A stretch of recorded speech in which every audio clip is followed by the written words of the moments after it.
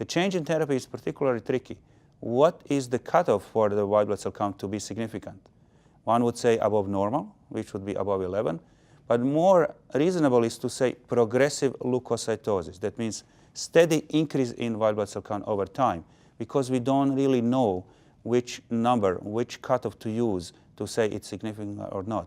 So in my own practice, I'm sensitive to progressive leukocytosis as a factor that will lead me to introduce cytoreductive therapy even in a low-risk patient that otherwise has a good control of the red blood cell count with phlebotomy.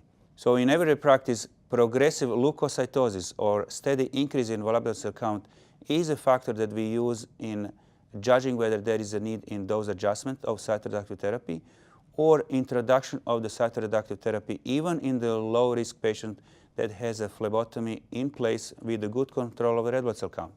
You can imagine a case where phlebotomy does the job in controlling the red blood cell count, but there is a steady increase in white blood cell count from 11 to 15 to 18, 20.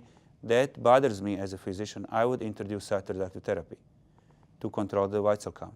The same in a patient who is already on hydroxyurea.